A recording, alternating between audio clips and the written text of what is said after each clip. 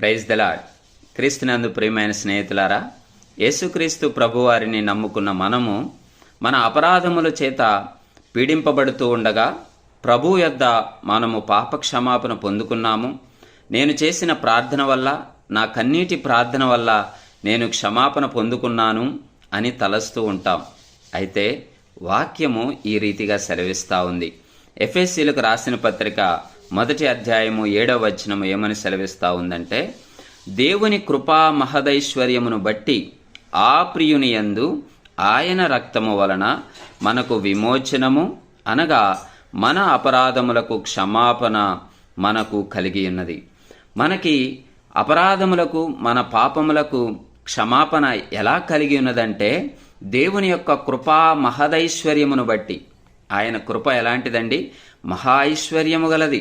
అంటే కొద్దిపాటి క్షమాపణ ఇచ్చేది కాదు. నీవెంత అపరాధము చేసినా, నువ్వెంత పాపము చేసినా క్షమించడానికి ఆయన దగ్గర కృప మహైశ్వర్యములాగా కృప ఉన్నది. అటువంటి కృపను బట్టి దేవుని యొక్క ప్రియుని యందు, అనగా ఆయన కుమారుని యందు ఆయన రక్తము వలన, క్రీస్తు ప్రభువారి పరిశుద్ధమైన రక్తము వలన క్షమాపణ, మన అపరాధములకు క్షమాపణ కలిగి ఉన్నదని వాక్యము చెప్తా ఉన్నది.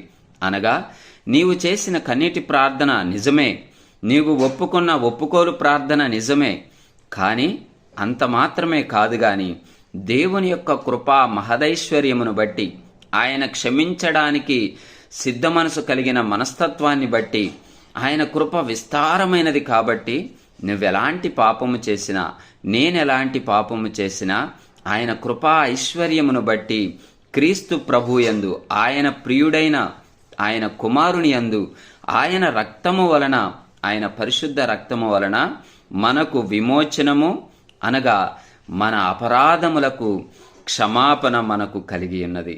అనగా కేవలము మనము చేసిన ప్రార్థనే మనకి క్షమాపణ ఇవ్వలేదు, కానీ ఆయన యొక్క మహిమను బట్టి, ఆయన యొక్క కృపా మహదైశ్వర్యమును బట్టి మనకు క్షమాపణ, పాప క్షమాపణ దొరికినది. కాబట్టి మనము పాపము నుంచి విమోచించబడ్డాము అంటే కేవలము మన ప్రయత్నమే కాదు, దేవుని యొక్క కృపా ఐశ్వర్యమే మనల్ని పాపము నుంచి విమోచకులుగా చేసింది, మన అపరాధముల నుంచి మనల్ని తప్పించింది. కాబట్టి మనం ఎంత మాత్రము గర్వించాల్సిన అవసరత లేదు. దేవుని యందు ధీర మనస్సు కలిగి ఆయన రెక్కల నీడన కొనసాగడానికి ప్రయత్నం చేద్దాం. అటువంటి కృప దేవుడు మనకి దయచేయునుగాక. ఆమేన్.